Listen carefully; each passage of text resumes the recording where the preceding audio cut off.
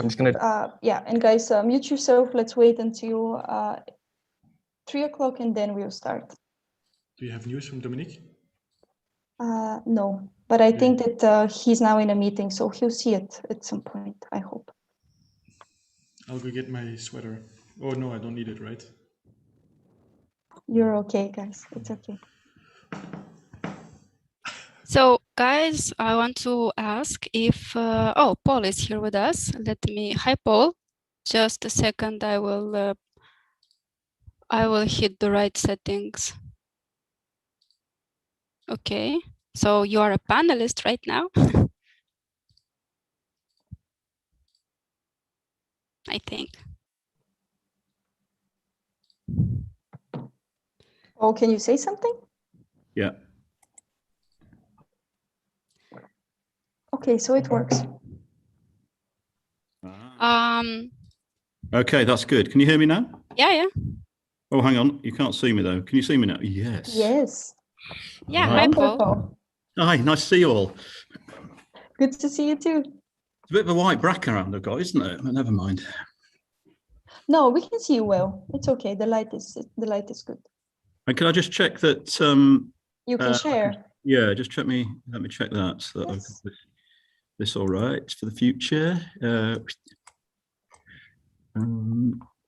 So I don't quite know how to do this. All right, let me just check I've got that right. So yeah, see that? Just a sec. It's loading. Yes.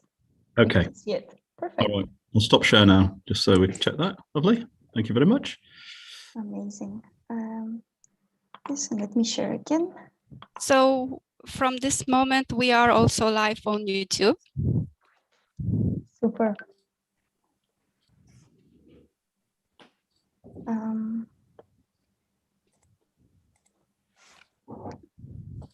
Was that your email or my email? Maybe I should just do like this. Can you still hear me? I can hear you, yeah. Yeah, we hear you. All right.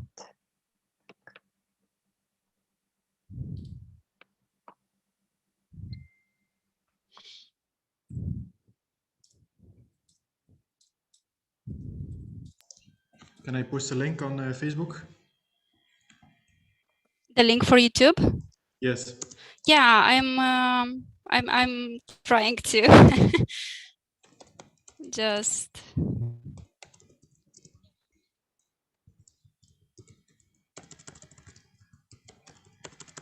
a second. I'm looking to here is the share. Here is the copy. Are you Are you Charles, I can't hear you. Guys, I think that maybe a lot of people are joining now. So if you want to use the chat. Yes. More people starting to come. So we welcome everyone. And we will be waiting for the rest of the participants until 3 p.m.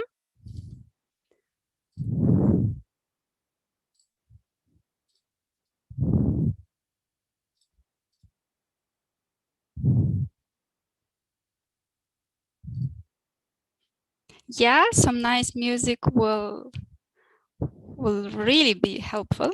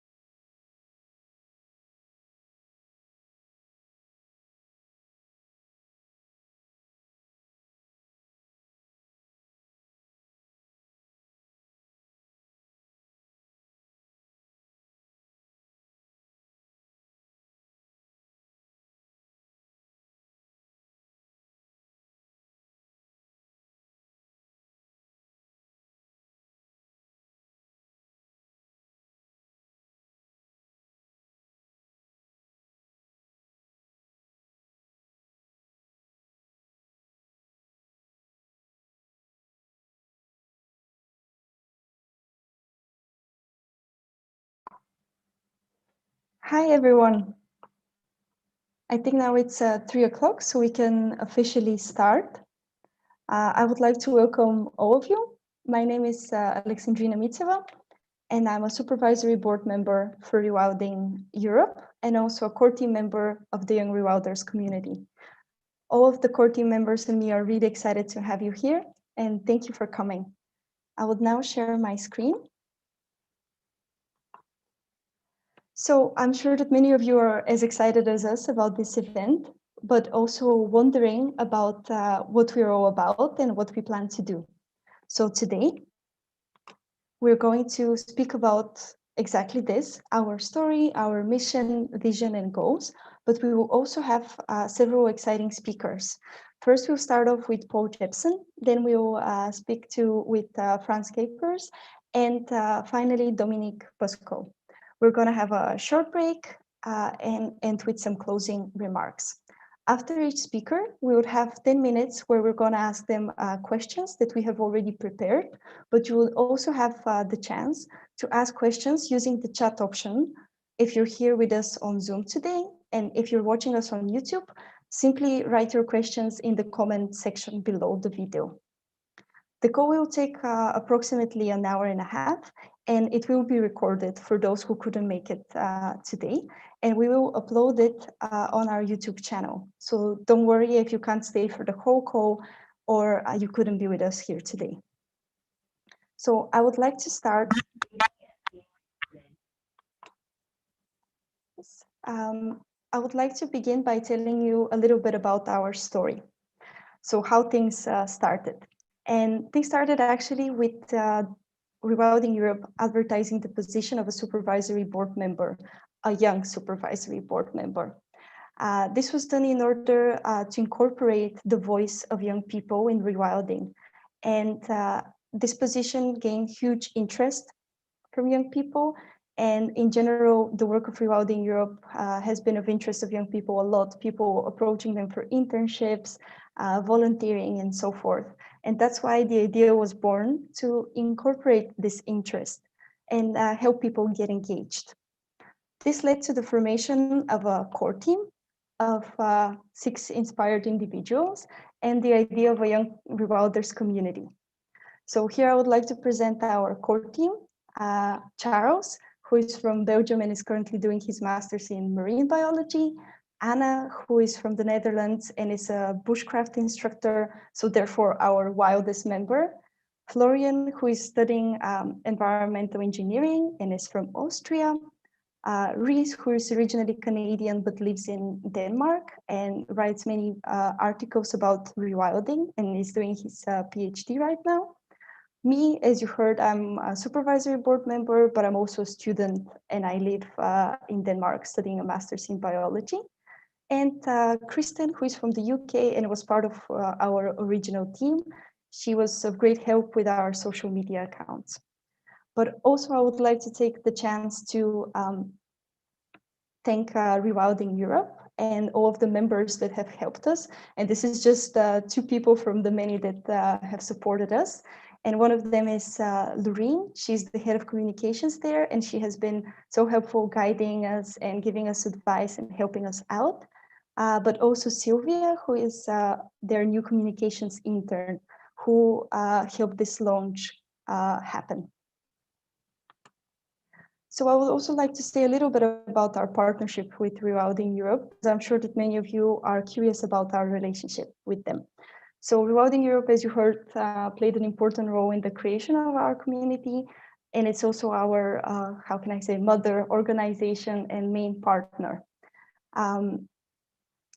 They are our main supporter. They provide us with guidance and they facilitate us. And we're working together to form a nice partnership where we exchange experience and help.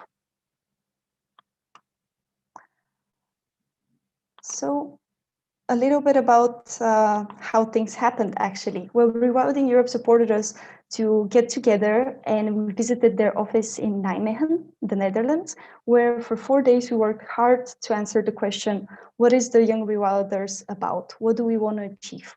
And we thought long and hard, and especially about the fact that young people are sometimes confused. You know, we all want to help the environment, but sometimes we don't know how.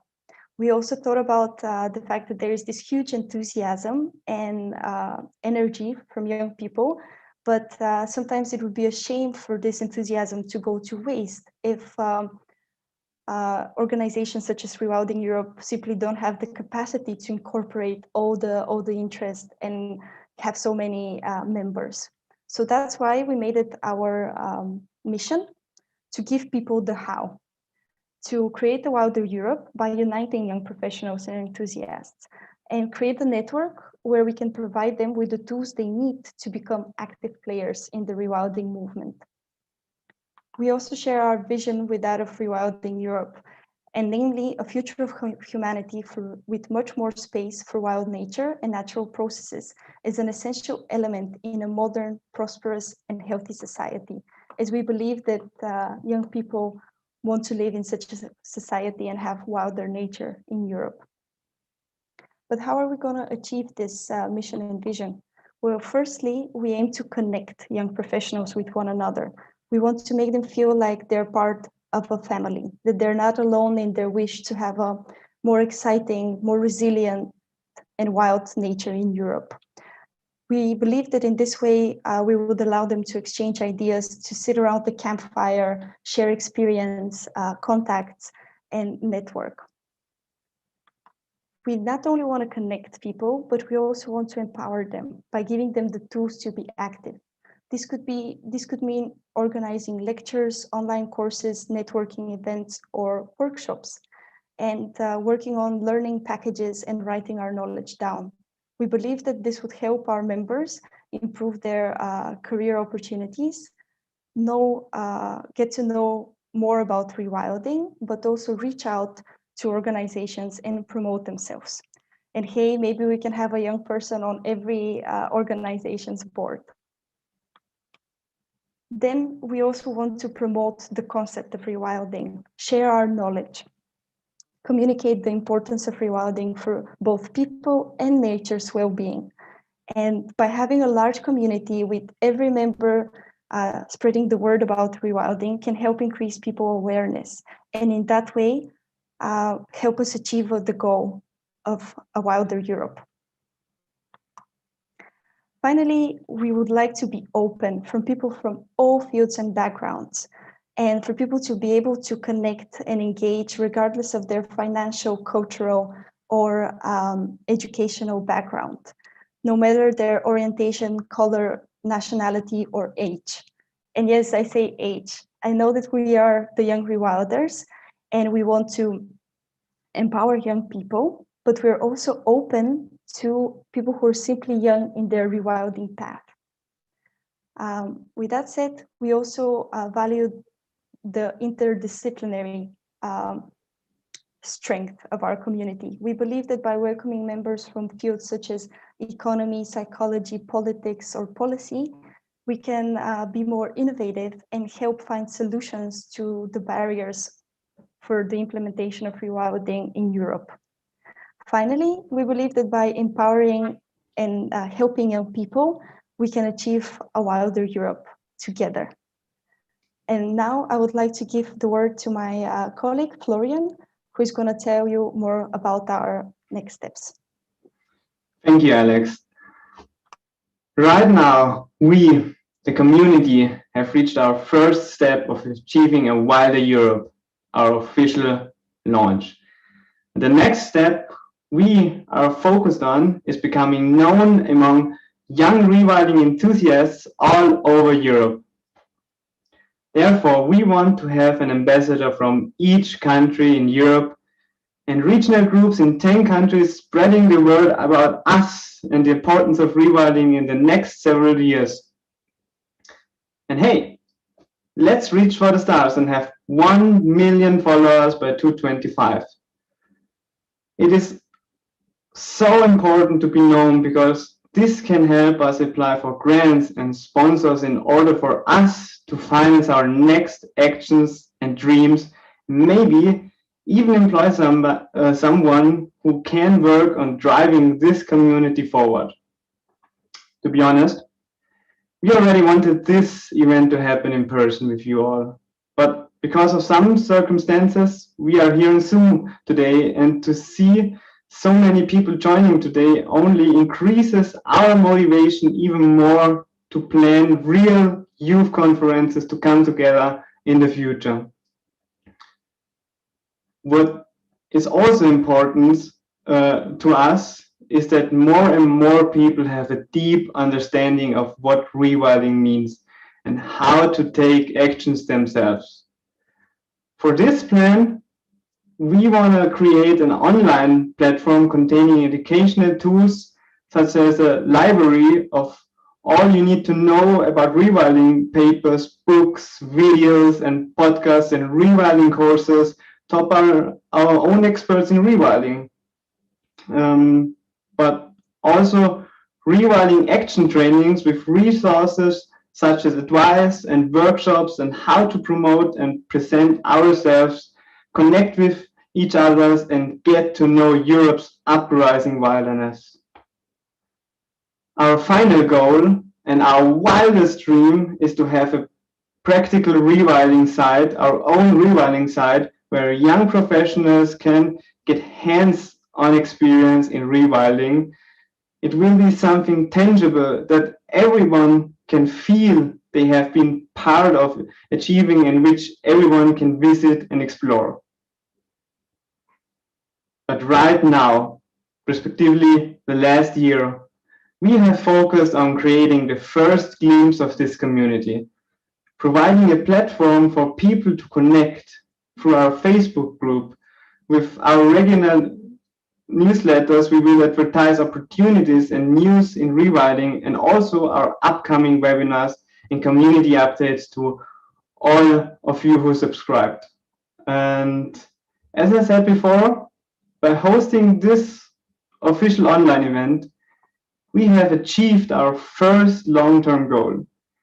As you may have seen, we now have a brand new logo, this one, up in the corner, and we will start advertising our community, hopefully together with you. And with this look into the upcoming months and years, I want to give back the word to you, Alex. Thank you, Florian. Thank you so much. Now I would like to start our speakers session. So today we're going to hear from Frans, Paul, and Dominik, but we're going to start with Paul, who is, he has been a professor, he has been a consultant, now he's working as a nature lead in Ecosulis and also creating internships for young people in rewilding. And he has also been a big part of making this happen, as he was very involved in putting forward the idea of a young supervisory board member. So Paul, now I'm gonna stop sharing my screen and I will give the word to you. Thanks, Alex. And hey, hi, everybody. It's so lovely to be with you all online, and a real privilege and pleasure to have this opportunity to share some reflections with you and insights. If I can just take a moment and share my screen. I've got a couple of slides to guide us through what I'm going to say. So hopefully this is coming through to you. Slideshow. Yes, we can see it. I got that. Maybe on the full screen. As you can probably all see, I am not a young rewilder anymore. I've been around rather a long time. Actually, frighteningly, 40 years now being a conservationist. So I thought what it might be nice and interesting, hopefully, for you to do is to share a little bit about my career journey, which has come into rewilding and is now in rewilding, and some of the things I've learnt along the way for that.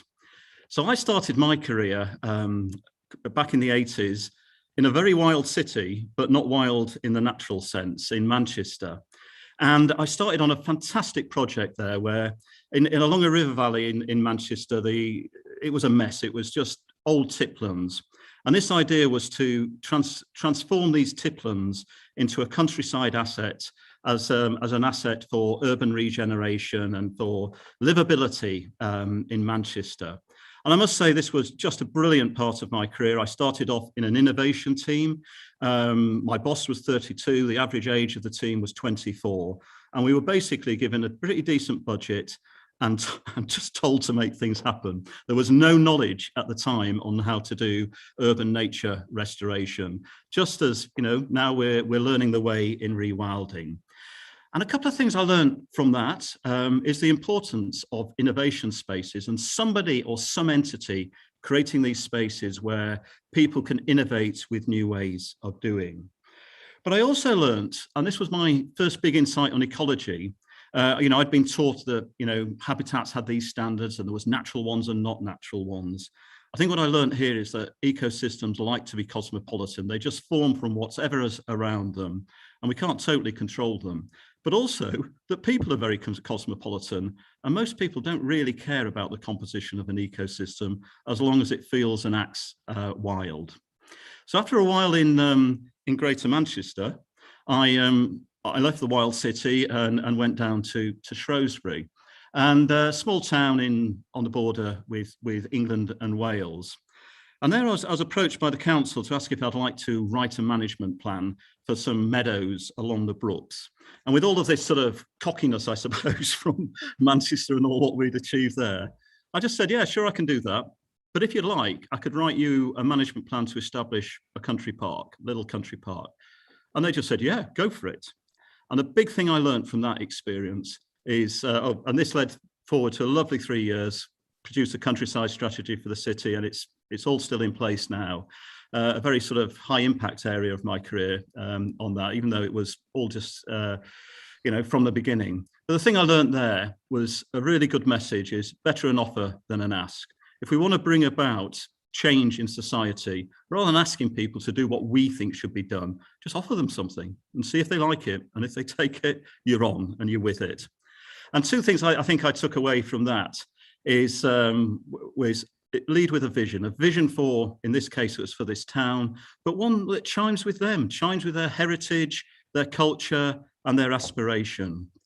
And then maybe linking to that first one about innovation spaces, is I was lucky in Shrewsbury, and I have been lucky in my career, that I've managed to work with progressive older people in positions of power and influence, who can create those spaces for young people to innovate and have expression. Not necessarily young people in age, but young in thinking. I think this was a good point you made earlier, Alex, there. So from Shrewsbury, I then went to work in Indonesia and set up the BirdLife Indonesia program. And I have to say, looking back, I think you'll agree that was a pretty decent career pivot to go from working in a small town in England to the Indonesia program. And how did I manage to do that?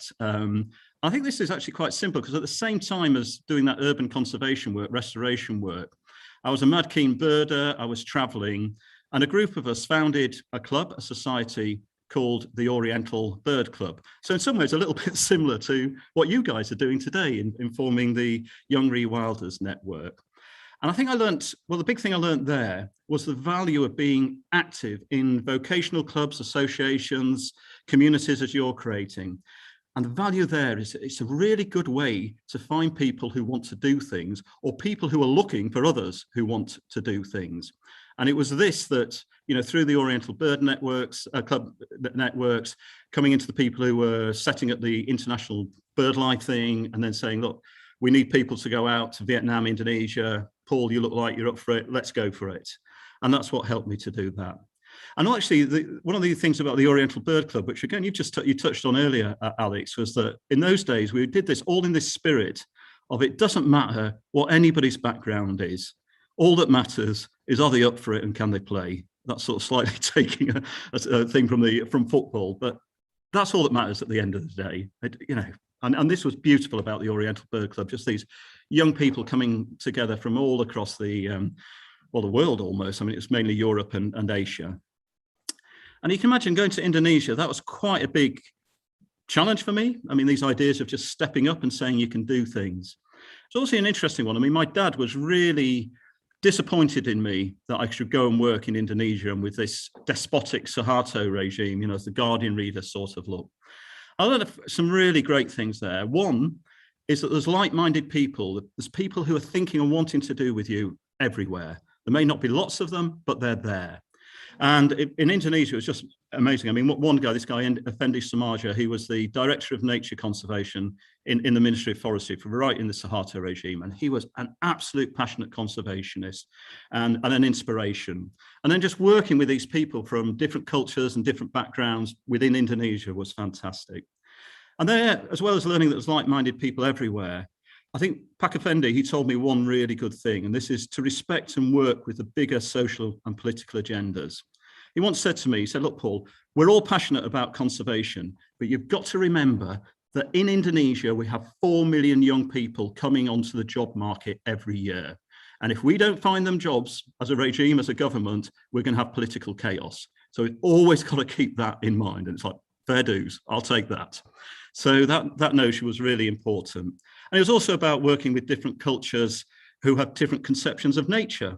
You know, talking with a lot of people, you know, rural people, they didn't have a conception of extinction because nobody had ever talked to them. They'd never been educated, they'd never discussed, the culture had never gone through that phase of understanding what extinction was. So of course, you know, they thought, well, you know, what are you guys up to? What's driving you? And maybe linked to that, that really to bring about change, any social movement, any conservation movement needs to be of and for the people as well. And that willingness to adapt and to have an Indonesian version of doing conservation, which was actually coming from the Indonesians on that. I then moved into there to sort of go into the World Bank consultancy and go into this big phase of international conservation development. That was a bit of a downer, to be honest. You know, just understanding the difficulty of doing everything. You know, local networks always more powerful. I got into a phase where I got really quite disillusioned with the big conservation NGOs who just seem to want to monitor decline, blame others and ask for more, and really just got disconnected with the ground. But this is where I sort of came into rewilding. So at the same time I was doing a PhD in Oxford, set up with some others, had another opportunity to set up an MSc. And I remember 2 years in, the students just turning back and said, we don't want to learn the biodiversity science you're telling us. It's all about doom and gloom. Cut that. What we want to learn from you is we don't want to devote our careers to decline. We want to be equipped with the theory and science to shape a new conservation, and one with hope and ambition. And it was at that time I was just beginning to learn about rewilding and all the amazing stuff which was going on in the Netherlands.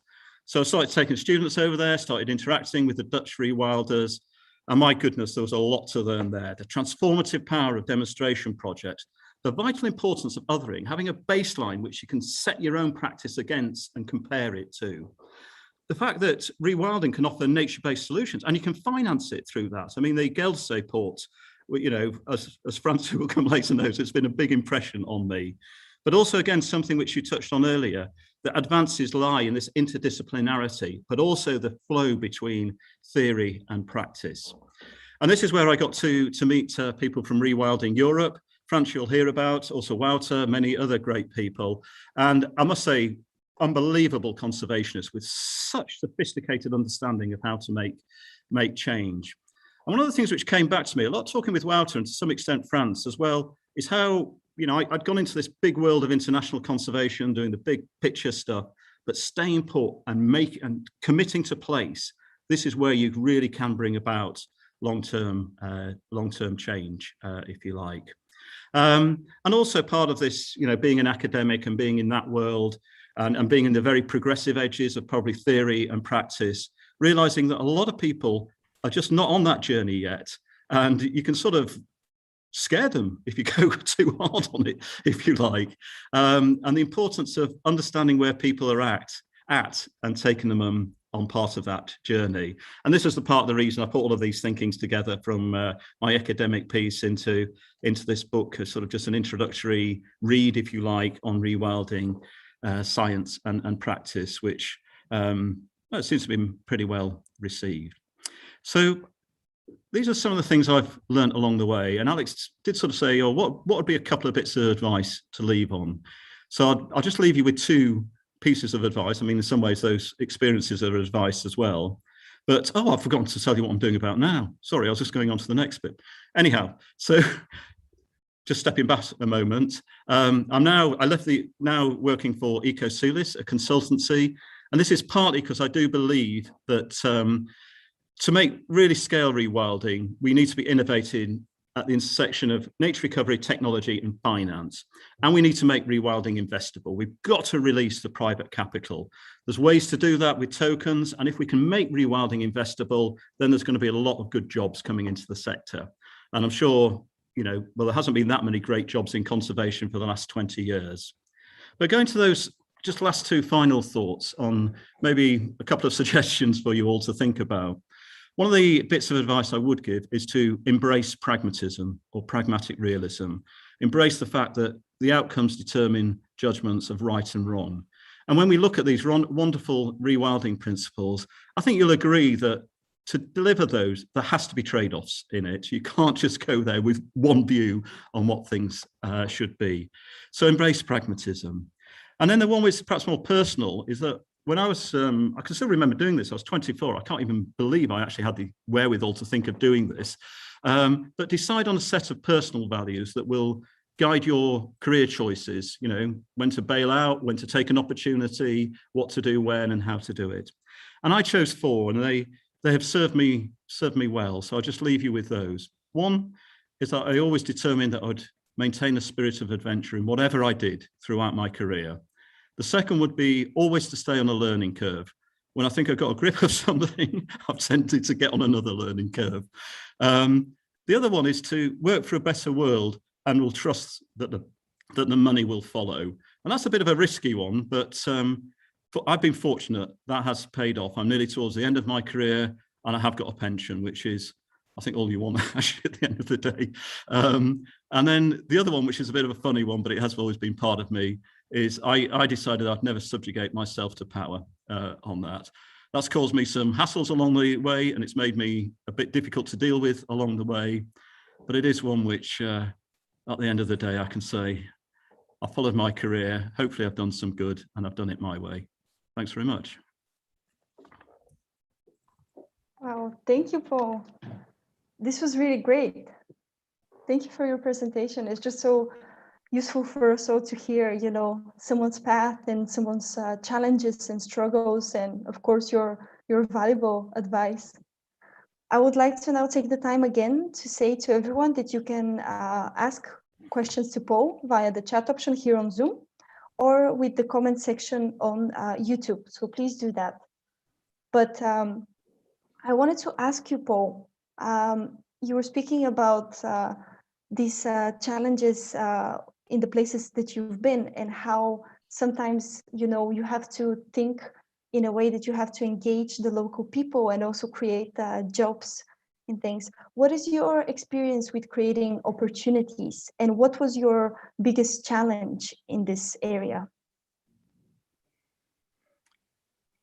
That's a good question, isn't it? In creating opportunities for people. Yes, and for yourself, I guess. Yeah. Oh well. Yeah. For myself, I think it's just you create the opportunities by doing more than one thing, really, and that can be quite time consuming. But also by taking calculated risks about like when I left BirdLife in Indonesia, people thought I was mad. They thought I was on this glorious career trajectory, but knowing when to take those calculated risks. In terms of creating opportunities for other people, I think in some ways people do partly create their own opportunities. So you've got to create the opportunity then, but you've got to find the people who are up for taking them. And sometimes that's the hardest thing I've found is, finding those people who are up for it, on it. At the current stage, we talk about, engaging with people. I don't know whether you're thinking about local people there. For me, the biggest challenge is engaging with bureaucrats at the moment who've got a different mindset.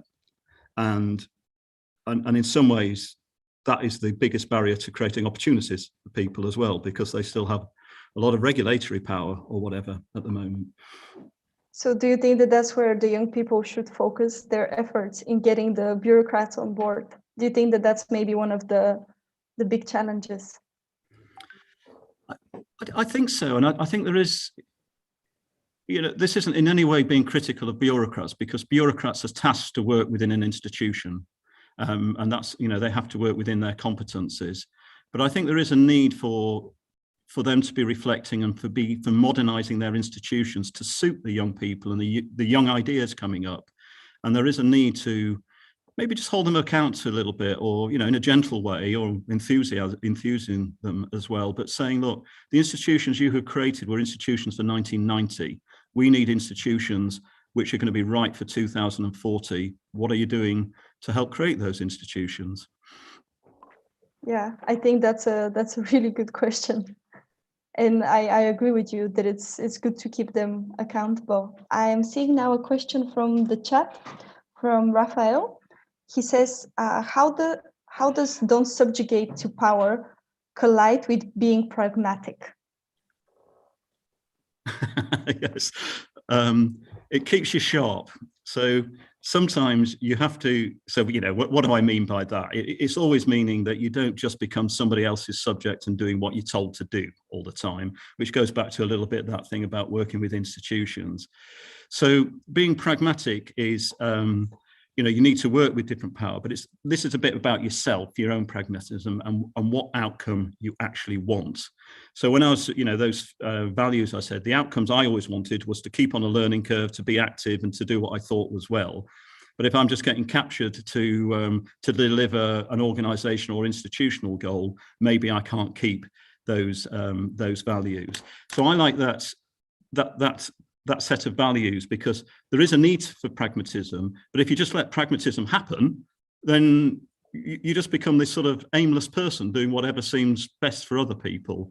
So it was for me to have that, what do you call it, that tension, if you like, which was a productive tension. So I hope that makes sense, Raphael. I mean, I can't answer from his name, but I think that, at least for me, it did make a lot of sense.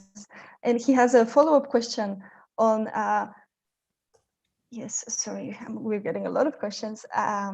Yes, how can a token help make biodiversity investable?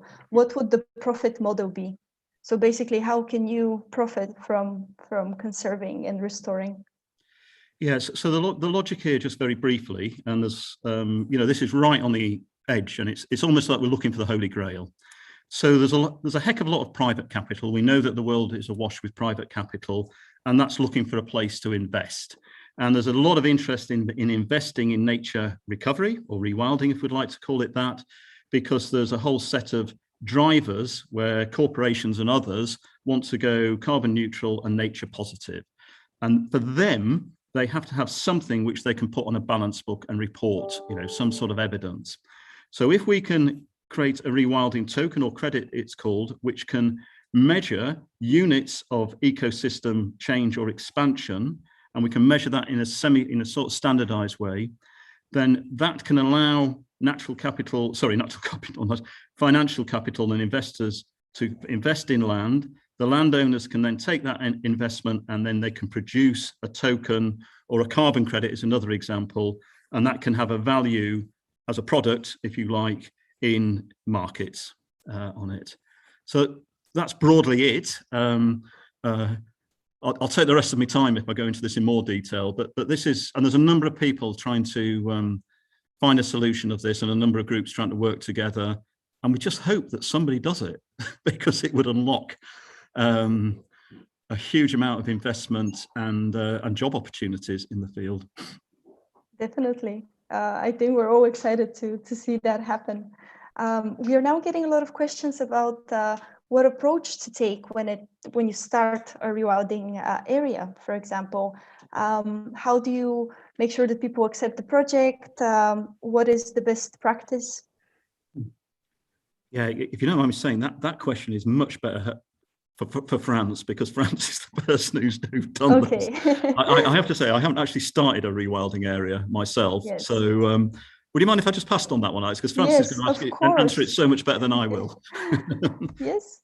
Then we have one. What do you think is the best bit of the Oxford Masters project? The best bit for me, or for the students, or? I'm not sure about that. Maybe Florian, Actually, I can give you an answer to that. The best bit of a master's degree, which was located within a school of geography, is that rewilding in nature is only a little bit within that discipline, but it deals with lots of theories, like theories on agency, theories on what is nature, economic geography, finance. It's almost like you go into a shopping mall with all of these theories, and you can sort of put together an outfit, a conceptual outfit, to suit the problem you're looking at. And I think this is really good for rewilding or anything to do with nature, where we're not just learning within the confines of ecology or rewilding, that we're doing that, developing that approach, but it's drawing on bigger areas of theory and research in broader society. So for me, that was the great thing, that's what the MSc was designed to do, these notions of or transdisciplinarity, whatever we want to call it. And for me, that learning curve bit and intellectual adventures, it was a fantastic place to be. Sounds great. And we have 1 minute for one question. And I can see Julia has asked, hi, Paul, as you mentioned, jobs in conservation can be difficult to find nowadays. How do you feel the job market has changed since you started? Yeah, good question. So, I said starting in the 1980s, I was really lucky because urban conservation was taking off. Then we had Rio and all of these jobs in international, that big flow of money into international development was coming off. So I was lucky because I was on that, just at the right time for it. Then the job market, in my view, from 1990 to 2015, it became very institutionalized conservation, and you were just sort of, slotted into a job and you did that, and and it lost its groundedness. And I think that was a real shame. Everybody thought we could do it through, policy or whatever. So I think that, we had, for me, I was lucky, that sort of up until the 90s, it was all, opportunistic, entrepreneurial things. You can make things happen. You could find a really good thing. Then it settled down, and now it's opening up again, and it's opening up again big time, and it's opening up again with the potential of technology. I mean, my goodness, we can actually bring in technology now as another force into it, and as I indicated earlier, the desire of private capital to invest in conservation. So I don't know whether that helps, but I think it's a sector of opportunity at the moment, but it's early on in that sector or that opportunity. So yeah, I mean, it's exciting times for you guys. I think everybody's going to look back in 20 years and say, God, I wish I was alive in 2021 or young in 2021. But equally, some of them might say, yeah, but it'd be even better if I'd been young and looking for a job in 2026. That is a fair point. As you said, it is a trade-off, always. Yeah. With that, Paul, I would like to thank you so much for this amazing talk and this nice discussion. And I would like to announce that we are now taking a 5-minute break. So we should be back around 3:45.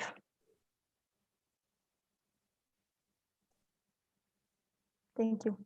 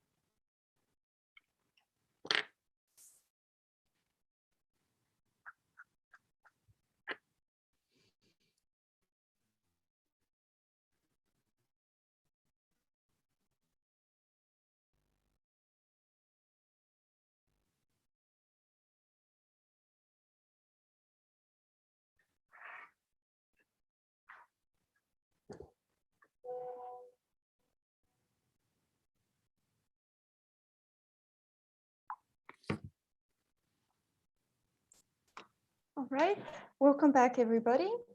It's 3:45 now, so I would like to welcome Frans, who is the managing director and co-founder of Rewilding Europe, and of course has played a big role again in the position of a supervisory board member, but also the creation of our community. And we're very excited to have him here with us today. Frans, I leave the word to you. Thanks, Alexandrina. Can you hear me well? The sound is good? Yes, it's perfect. Okay, well, welcome everyone. And first of all, congratulations with this launch today. It took a bit of time, but I think you have done a great job next to your very busy studies. And now we are finally at the moment when the Rewilders community is being launched, which is great. I don't have a presentation. I do so many presentations. I thought, okay, I have 10 minutes. Why not just speak in person to you? So unfortunately, although I have a bear and there's a wolf up there, I don't have any slides for you, but I hope that works. And yeah, let me also tell my personal story, and hopefully that brings some lessons for you as young Rewilders and inspiration mostly even, and how I got involved. And I think everyone has his or her personal story about how you get in touch with nature. And you know, playing outside in nature, you know, you can't say it enough, is something that worked with me, because I remember when I was a young boy, I suddenly was face to face with an owl. I saw these little ears and beautiful orange eyes, and I wanted to know what it was. And that was, for me, I will never forget the moment that I was blown away by the beauty of this owl. And I started bird watching and exploring my environment. I think I was 11 years or so. And it's interesting how you then look back, how that evolved, because you know, you're still young, you're not allowed, your parents don't allow you to go out on your own, which, by the way, I did a few times, which made them very nervous. But you know, some older people took me with them with their car, and we went bird watching. But then I started sort of growing my circle. You know, exploring the environment, and then, you know, with a bike, and then with a moped, and then train and car, and the circle, and my reach became bigger and bigger. And actually, that's quite a nice sort of symbolic for my career, where I started locally and then I went, you know, global basically. And so because I was hooked by nature and I felt I should do something about it. I lived in an area, it's an old mining area in the south of the Netherlands, where I remember I've been crying, you know, seeing beautiful marshes being filled up with soil, and you won't believe it. So many losses, and I wanted to fight for something. So the threats that I saw and the disappearing nature around me with beautiful places really made me angry, and I felt like I have to do something about it. At the same time, I learned that some places that were just forgotten, how incredible nature is to bounce back, and I saw that power, and I felt like, well, wait a minute, it's nice to, and it's important to fight against declines and losses, but what about restoring things? And that's basically how it began. I studied forestry, land and water management, so I'm not a biologist, I'm an engineer by profession, but also took the green side of things. And I also always wanted to be practical, because for me, a sort of guiding principle in life was, I want to see results. I want to walk around, smell, see and feel, you know, some impact that I've helped to come true. And I started my career in the Netherlands. Because I was a real field person, and I knew the area, the larger area, and I easily got a job because apart from my study, and this is maybe the first recommendation, I built up huge field experience, and I knew the places, I knew where everything was. So I became someone who started inventories and census and mapping birds and mammals and all of that. And that was my first job, but I quickly moved into, and that was the period, and Paul referred to it, when the idea about, well, we called it nature development, rewilding didn't exist, where the policy, that was a new nature policy in the Netherlands, where new ideas about natural processes and big sort of ecological network throughout the country were being developed. And I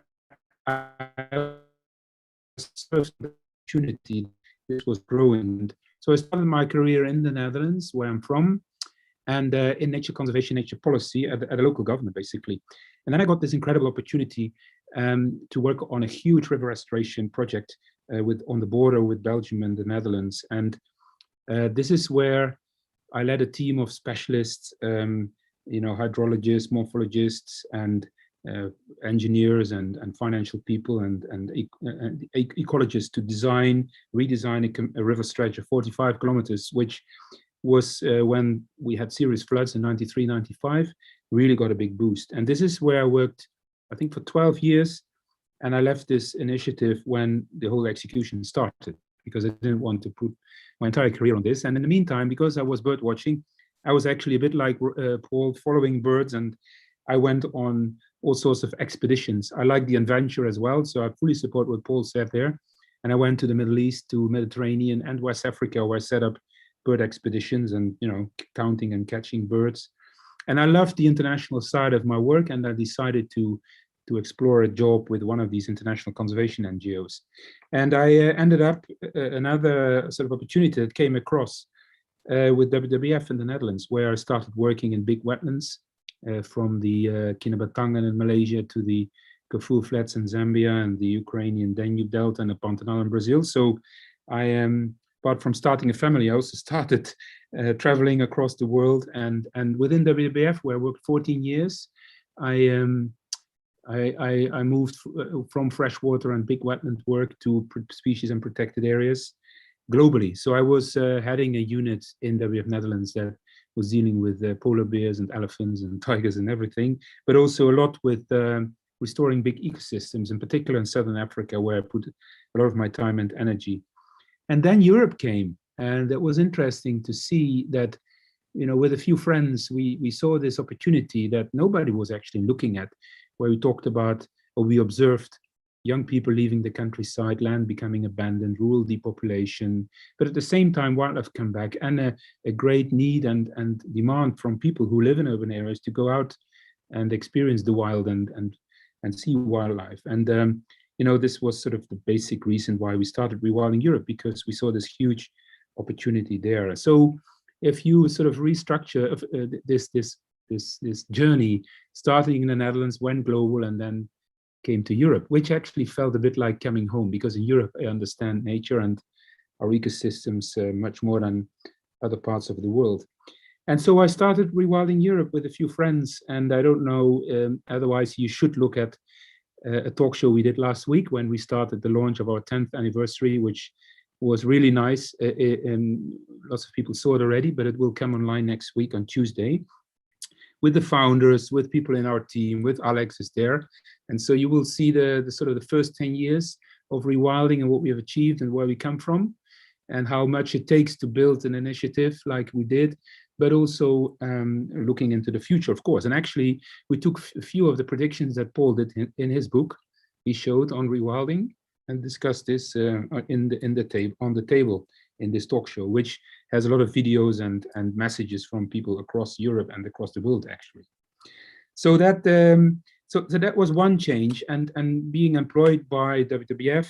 Now because I started as the managing director from the start, and now had my own initiative, which is quite something, you know, to feel that responsibility and have a board and make your dream happen. And it is interesting to look back, because you are now at a stage with the Young Rewilders community where you have sat together and want to start something.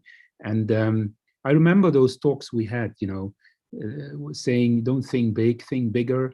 And how we're going to name this, and you know, and what will be our tagline, and what will be the core of our work, and how we're going to set this all up. And we started without any money, so but we believed in it, and we really thought it through very well, because we felt like this is not a mayfly. This is a big thing that we want to develop, and it needs to have some resistance to the future in terms of stability, I mean, and it should grow, and we really want to build this. And because this was really a new vision for conservation in Europe, where we all grew up in a cultivated landscape, and we all think that if we don't manage and intervene, and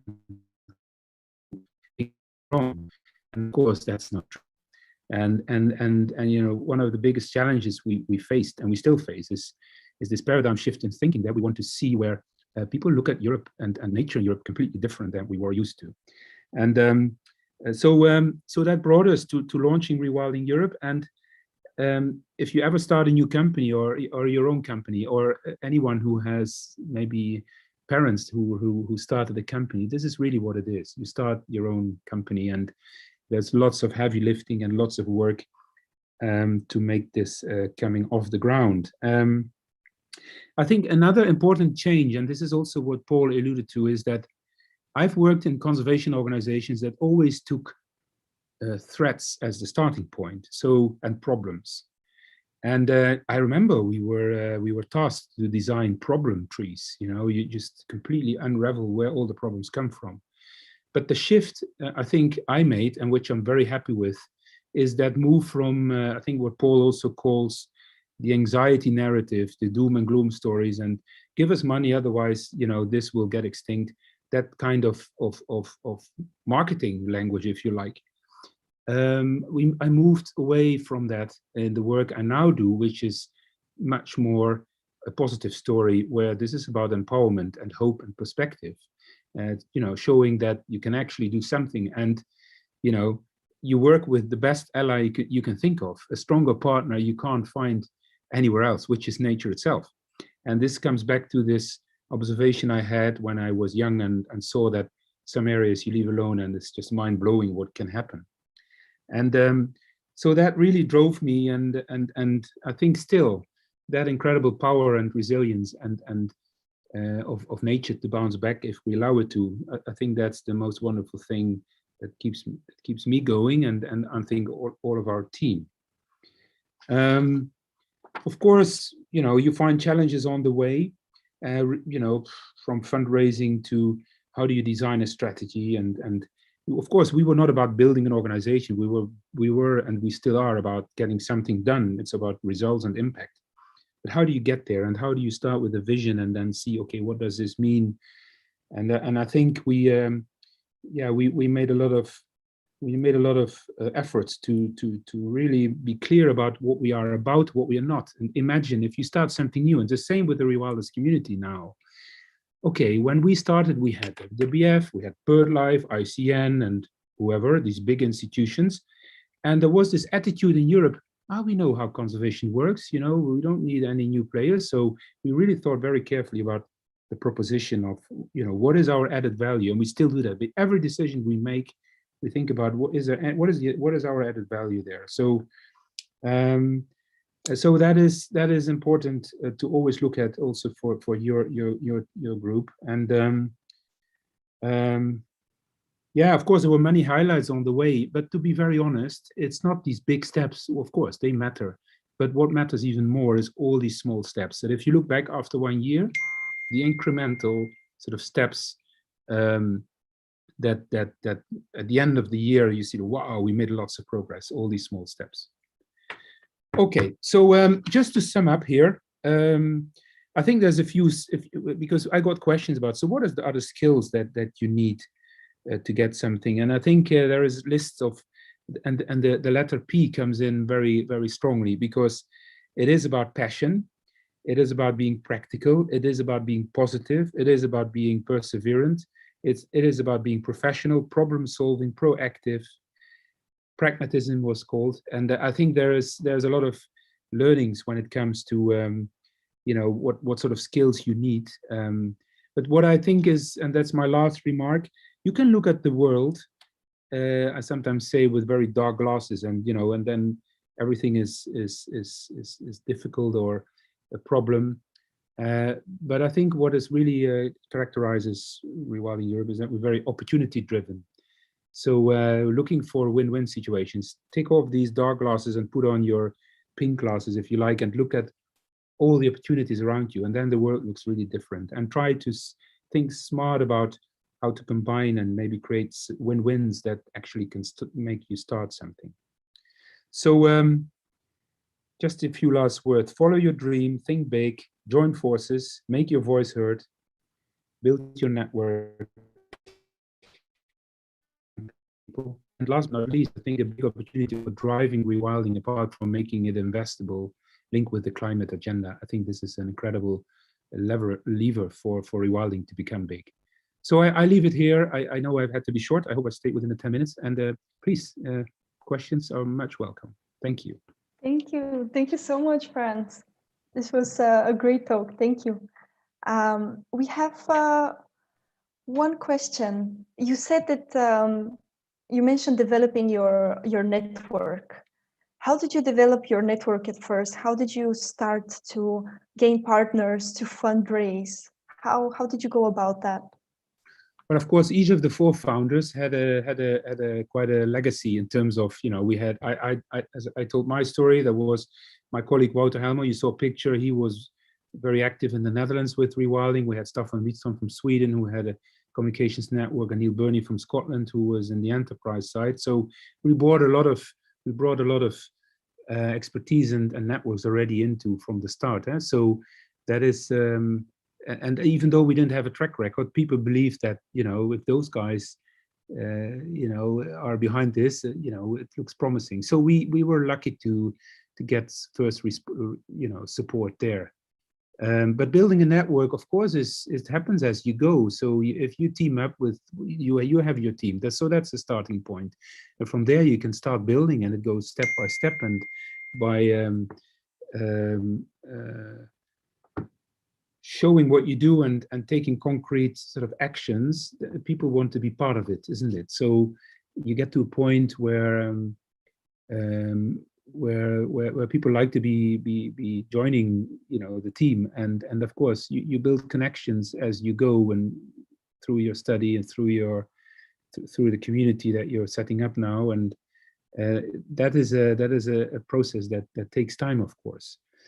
But I think now it's much more easy than when I started, because social media and everything, I mean, it's so incredible fast and quick. So it's maybe more making the right choices and be very focused on what you want and what you don't want, and be selective on who you want to work with.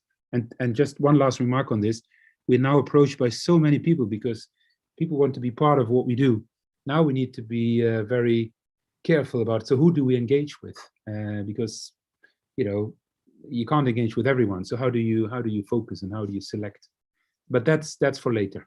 Yeah, but as you said, select. We have one question about what can an individual like me, and this is from like just one of us,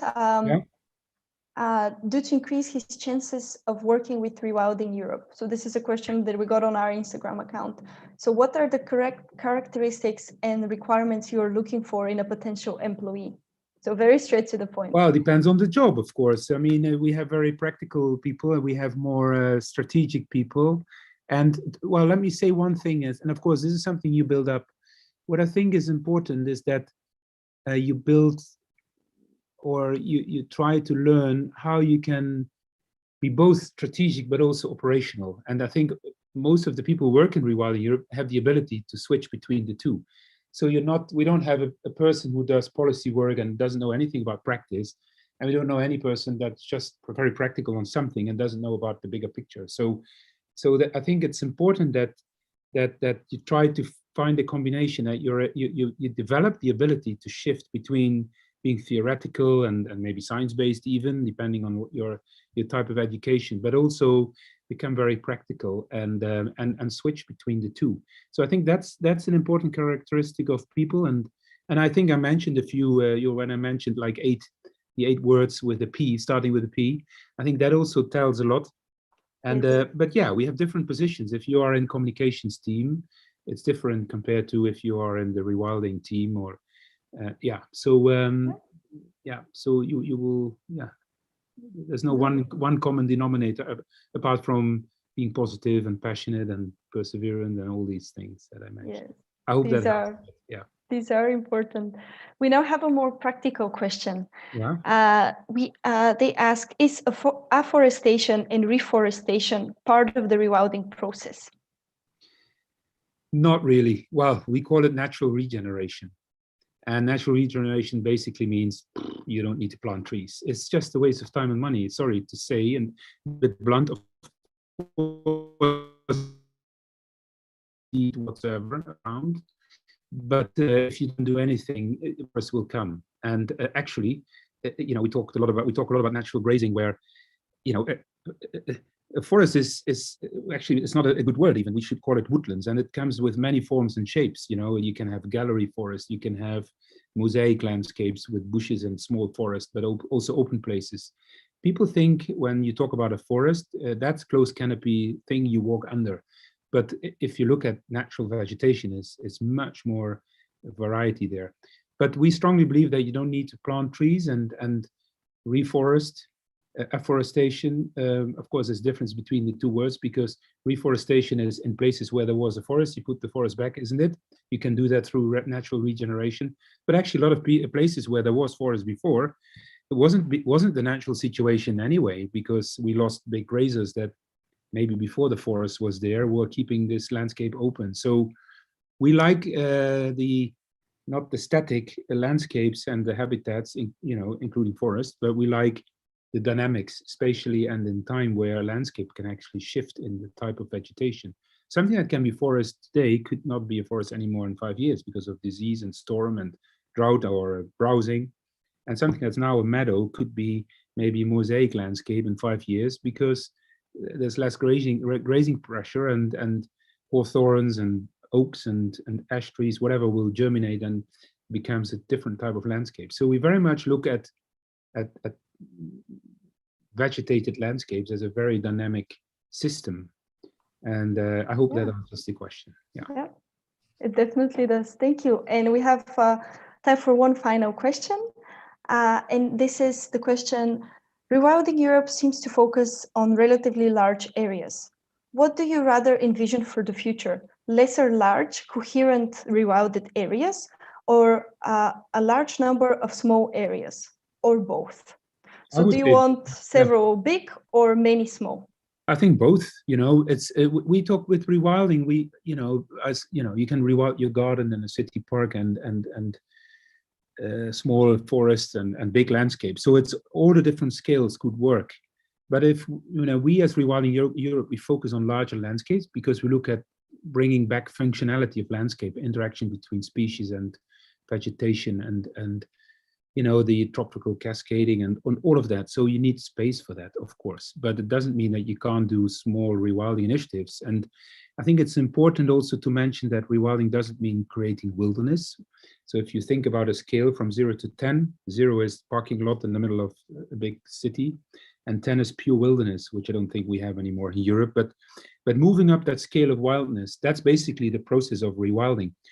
And where you start and where you get depends, of course, on the local situation, and the scale plays a role there as well. But moving from a 3 to a 5 or a 6 is as valuable and as progress as it is if you move from a 7 to a 9. So that moving up the scale of wildness is rewilding, and it can be done at different scales and at different levels. So it becomes a very pragmatic, there's the word again, sort of process that you can chip into with small initiatives where you live, but also bigger, larger, and ambitions with large landscapes, even oceans. So that gives a lot of opportunity for everyone to be involved. Yes. Isn't it? So even a small patch of land matters. Yeah. And I remember you speaking about how you started with how many was it?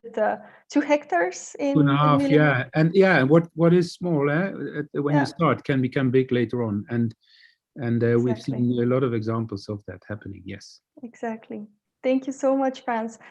We have few questions left in the Q&A, but if you would like and you have the time, Frans, you can type an answer to them. Okay, I will do my best. Yeah. Yes, because I would now like to move on to our next speaker, Dominik, who is a manager in the Wild Kent Hill area, which is also part of the larger European rewilding network. And Dominik, I would leave the word to you. You can try to share your screen. Let me know if it works. And if not, I can share your presentation. Thank you, Alex. And thank you, everyone, for having me here today to talk briefly about how I got involved in rewilding and what we're up to at Wild Kent Hill. I'm going to assume you can hear me, and I'll continue until I hear otherwise. I think to start with, I've got a couple slides which I'll talk to in a minute. But to start, I just wanted to give you a sense of my background, I suppose, because I'm 28, and I'm kind of in part managing a rewilding project in the UK. And I suppose I wanted to explain a bit about how I came to be in that position, because I guess I might be, or maybe I was quite recently, a young rewilder, and therefore maybe there'll be some insights to all those of you who are looking at this sort of career in the future. So I actually went to study history as an undergraduate. And so I did that at Durham University in England. And actually following that, I did a master's degree in management, which is kind of a watered down business degree, a bit like an MBA. And thereafter, I spent 5 years in consulting, in management consulting. And that sort of job is about, it gives you a kind of a range of skills, and you're really kind of being trained to run companies in a way. So it's analytical, it's strategic, it's technical, it's a lot of deadlines, very fast paced. And actually, I've come to find, subsequently moving on to establishing a rewilding project, that actually, we're a pretty small team, typically are at the beginning. And that means your job is very, very interdisciplinary. So we have all sorts of things coming across my desk. It's communication and PR. It's stakeholder management for a variety of stakeholders. It's also very commercial. You need to be able to see how, the numbers stack up. You need to make business cases. You need to manage diverse employees. I come from a professional background, but I also manage people in my team who left school at 16. And so we come from very different worlds, but we have to get on. And so I guess I say all that because I don't necessarily think in this young movement of rewilding in Europe that there is necessarily a predefined path that you must follow to go on and get into it. I think, as I picked up towards the end of Frans's talk, there are some clearly really important characteristics you must have. You must be positive and passionate about the work, for example. But also there are a range of different skill sets required to make this movement work. And in fact, I think perhaps one of the reasons why traditional nature conservation has not been as successful as it should have, at least by some metrics in the UK, it's been a failure. Is perhaps because we haven't had that broad set of skills in the sector. And so one of my bits of advice to you is never to feel excluded or precluded from conservation or rewilding, because I think there are going to be roles out there for all sorts of people. And just look at me who studied history. I remember interning in Germany as an 18-year-old and telling my colleagues that I was going to study history next year at university, and they all thought I was going to be a teacher. So look how things have changed. I then wanted to just give you a quick bit of background to the Ken Hill project. Here we are. So I think I was sort of asked, how do you set up a rewilding project, and then how do you do that successfully? And I suppose a lot of it really depends on the jurisdiction that you're in. And so I'm going to talk to an extent, from a UK perspective, and then I'll try and elaborate on what I think is probably true more generally. So our approach at Ken Hill, which is on the west coast of Norfolk in England, was not actually to rewild all of the land that we're managing. We actually wanted to rewild our marginal farmland, which was where we had bad soils that were not good for farming, but could be great for biodiversity. So we created this 1,000 acre, or that's 400 hectares rewilding area. So it's not enormous, but it's a decent size in the English context, where obviously England is a smaller country than many of the places in Europe.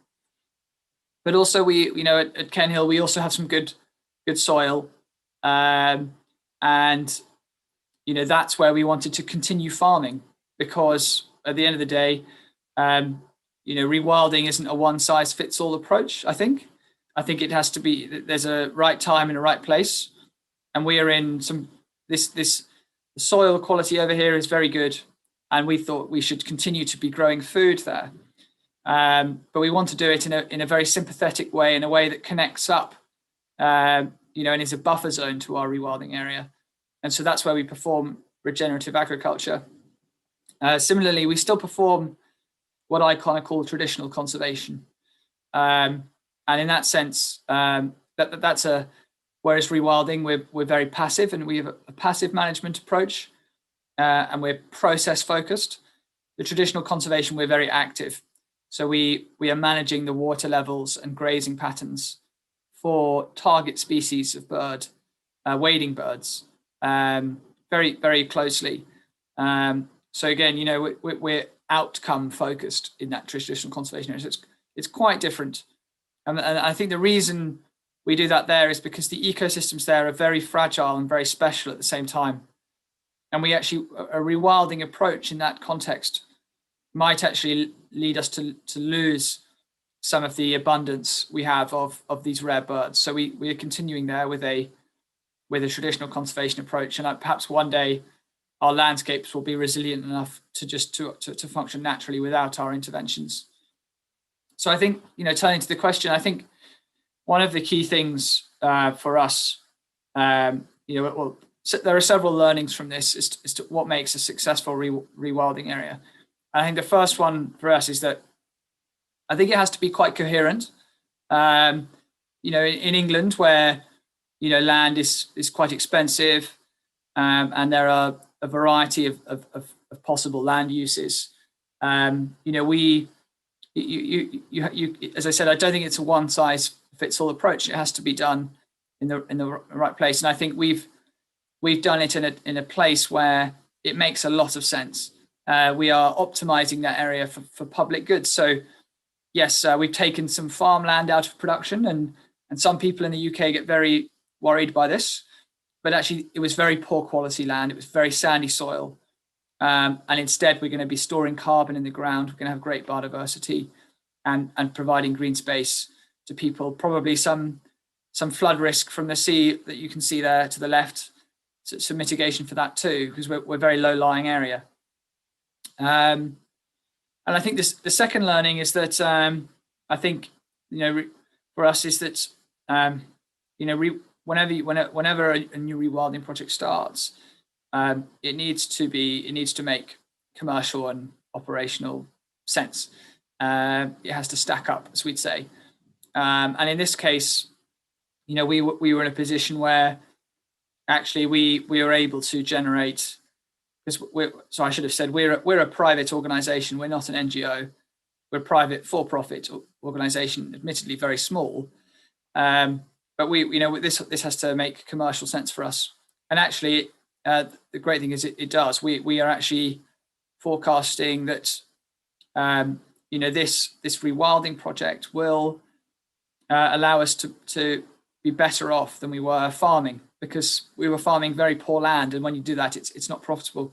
So this has actually been a great win-win for us, where we're able to deliver environmental benefits, but also we have a more diversified and sustainable business off the back of the changes too.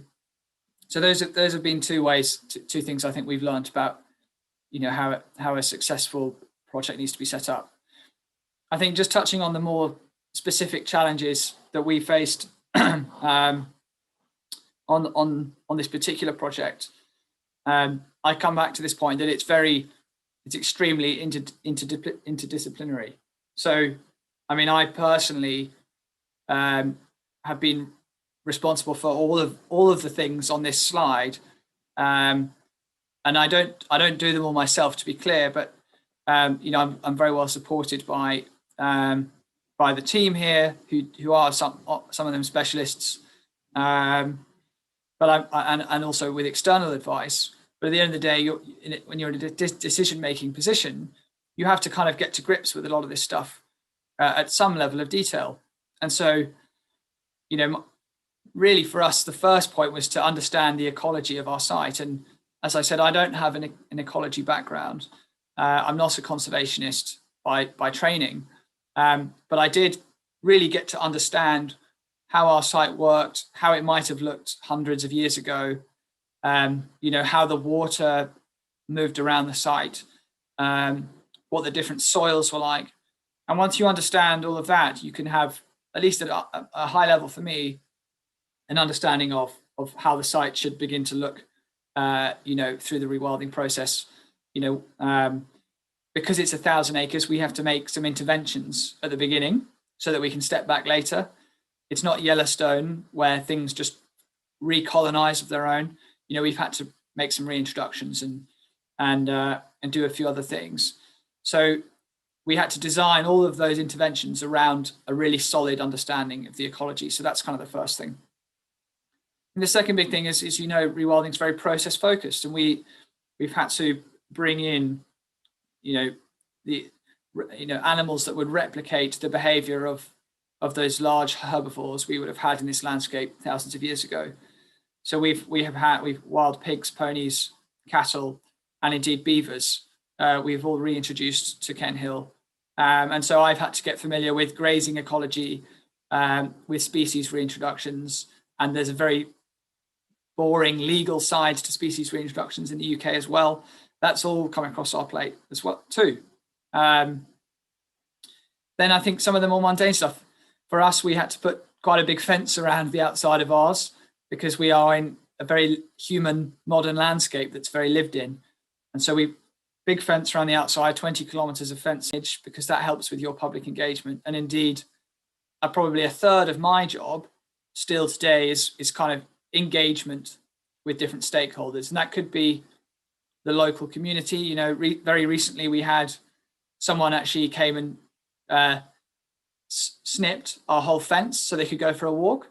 We have to deal with problems like this locally, but also I've had, quite senior politicians come and have a look at the site. So you have to have skills to be able to engage with people at all sorts of levels and with all sorts of backgrounds. Also, we stopped a lot of things. We ended a lot of things we used to do. So in our rewilding area, there's no hedge trimming, there's no commercial forestry. We've phasing out former predator control that we were doing, things like this. And that's not really doing anything in itself, but it kind of is, because we've had to, talk to people on our team who've been doing these activities for decades as part of their job to say this is no longer going to happen. So as I said, there's a really important man management dimension to this too. I've spoken a bit about community engagement, but the same is true of the organizational partnerships. We're a small private organization. I think in the UK, many rewilding projects that spring up in the next decade will be like us. There'll be a small team of land managers. You need a lot of support. And so we've had to build, a huge number of relationships to get the advice we need and get the guidance we need, and to work together and correspond with people. So, I had to count last year for another project, but I think I engaged with 70 different organizations through that year, at some point, explaining to them what we're up to and seeing what there was to work on together. And I think finally, and potentially the most amusing for you all, I'm sure some of you are well trained in this background, I had to get to grips with a research and monitoring program. So not being particularly sciencey, we had to establish a really effective program for measuring our baseline and then coming back and measuring that over and over again so we can demonstrate the change to our site. And that's key, because if you can demonstrate that, you can demonstrate success. And so I was getting very, very, very engrossed in, different types of invertebrate survey and vegetation surveys. But that getting on top of all that stuff allowed us to do something which has been cost effective, reasonably comprehensive, and should have some great outputs when we repeat the surveys over the next few decades.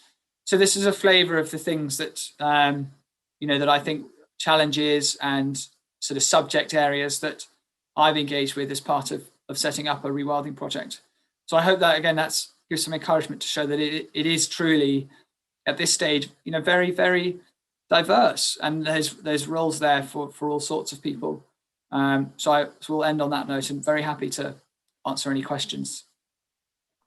Thank you, Dominik. Thank you so much. This was really interesting. And I like what you said, that as a person who manages a rewilding site, you need to, again, be very interdisciplinary, and that there is space for everyone. On another note, I would like to ask, you mentioned that you have to speak to people from all sorts of backgrounds, and you have the traditional conservation area, then the farming and the rewilding. So how do you manage with the different mindset of people?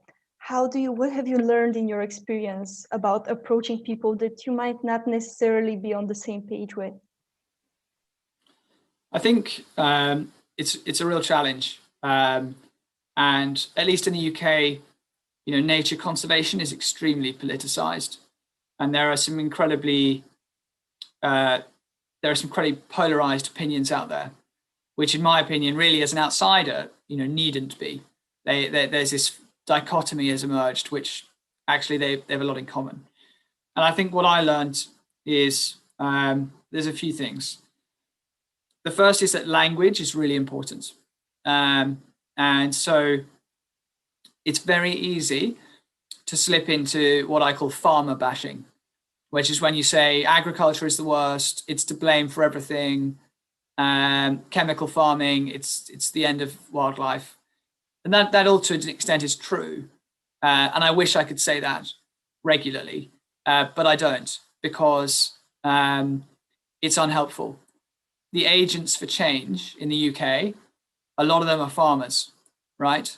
And so my point is, you need to engage with people on their terms and in their language. That's how you can relate to people. So we spend a lot of time, what I say, keeping people in the room. So we're not trying to antagonize. And it helps that we're still farming. We still farm half the land we own. And on Thursday, I've got 40 farmers turning up to Ken Hill to look at the rewilding area. And I probably won't use the rewilding word too much. I might say it's an extensive grazing system, or it's like set aside. And these are sorts of terms that people can relate to. I think, on the other hand, there is a degree of bravery and courage and leadership that you need to show in these situations. And I spend a lot of time trying to, as I say, there are these artificial chasms that have been built up between hunters or the shooting and wildfowling community and conservationists in the UK. Actually, a lot of these people, they've got a lot in common. Almost 80-90% they've got in common. Actually, they all like nature. They all like being out in the countryside, and they want to see it thrive. They want diverse, vibrant rural communities. And sometimes you have to say really what you think and put your neck out to actually build some of these relationships, and speak sense, and stick to the objective truths, as best you can, and that avoid inflammatory language. And there you can have some real success, actually, in my experience, getting people who aren't normally, on the same page to agree. The example we recently got a license to reintroduce white-tailed eagles to the UK, to Eastern England. It's a very controversial project for some, but by really sticking to the data and the science, speaking to people in their own terms, we were trying to lead and be brave because it was controversial, but by doing all of those things, we were actually able to build pretty much a consensus that it was a good idea. So that's kind of how I try and manage those admittedly quite tricky situations. Yeah, but no, that's great advice, because you do have to speak to people in their own language. I really like that, because when we study conservation or nature protection or whatever you study at uni, you're not being told that okay, actually, to approach people, you need to know about them. You need to know where they come from. So thank you for this answer. Here we have another question about what is your take on what is here called traditional conservation? Yeah, I think, do you mean, is the question sort of how successful has it been, or does it mean why is it different? Maybe, I'm Bit of not sure, both. but a bit of Okay. both, yeah. So I think, you know, the way we think about it at Kenhill, I think traditional conservation is actually still a very important tool in the box. You know, as I said, we have these marshes, to give you the example. They're beautiful, they're very open, lots of water, and lots of rare wading birds. So we have, like, for example, we have about 5% of the UK's breeding avocet population at Kenhill. This is a very rare wading bird, beautiful bird. Now, if we were to rewild this area, you know, following the same processes as the next door area, with natural regeneration and natural grazing, probably that area, it would become less open. Their parts would still be probably quite well grazed, but there would probably be some development of scrub and potentially of woodland pasture, and maybe even some closed canopy woodland. That would have been very detrimental to the existence of those species there, the thing like the avocet, because it was predators and less food. And so I think, you know, traditional conservation, because we don't have, in the UK, we're very nature depleted, we don't have resilient landscapes, we still need to use that tool to, you know, in certain places, because without it, these ecosystems would collapse. And that's a great shame that we're in that place. But I think it is dictated by the position we're in. At the same time, it cannot be the only tool in the box. You know, we can't only be doing this. You know, we know from the post-war period to, you know, early 2000s that it's not good enough. In the UK, we've had declines of some species of over 90% in that period. So we know this approach is not good enough on its own, and we know that alternative land uses need to come forward too, and rewilding is one of those. And in particular, what I think about rewilding, because I have this business training, is that it costs us so much more money to run the traditional conservation reserve than the rewilding area. It's much more labor intensive. It's much more intensive on our costs too. So we spend much more money performing work there. The rewilding area, it's sit back and relax. That's the kind of the point from a management perspective. So rewilding for me is this very, very powerful tool. It's low cost. It's extremely effective. It can happen quite quickly if you do it right. So I think it's very exciting from that perspective. And the same could be said, I think, of the regenerative farming that we're doing as well. That our farm sometimes feels like a nature reserve. When you walk through it, the birdsong is amazing. So and the invertebrate life too. So I think that this is kind of how I see it. It's we need to have traditional conservation, but it's now got to be part of a much bigger mix. It can't just be traditional conservation surrounded by agricultural landscapes. It has to be a much different mix. Yes, I agree. There's no, one or the other.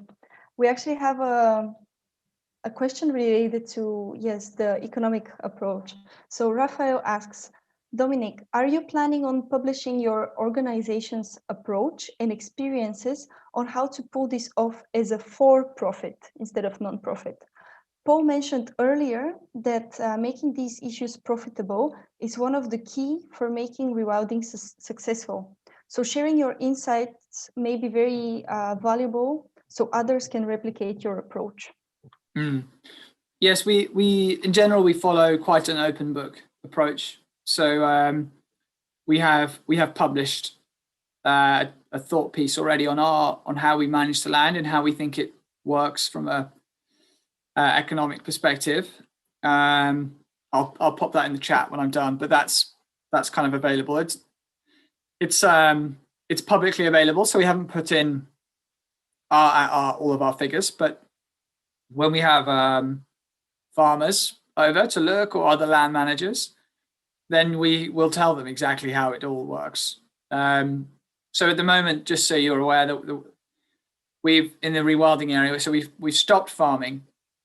So there's a loss of the arable income from the crops, and instead we basically have funding to do the work from the UK government for 10 years.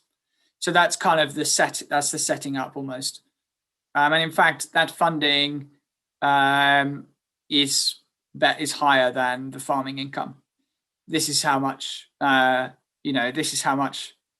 it's now needed by our government. And I think the point is that it's not really a subsidy in a sense. It's actually it's a payment to deliver an environmental benefit. So it is correcting for a negative externality in the market. However, I suspect, in the long term, we won't have this sort of funding available. And so our approach is kind of twofold. So we have 10 years and we need to do two things. One is to set up a thriving nature-based tourism business. And for us, that's a realistic possibility because we're on the coast in quite a popular holiday destination in the UK. I admit that's not necessarily going to be true of all destinations. Some lend themselves better to this than others. But I think, most, if you design your offering and proposition well, there could be something exciting at most places. But I think the scale will change as to, where you are effectively. I think the second thing is we're trying to position ourselves well for what I believe will be the sort of ongoing development of the payments for ecosystem services market. So it may not be that we're able to secure any government funding in the future, but I think marketplaces will emerge where we're able to attract private money to perform certain environmental to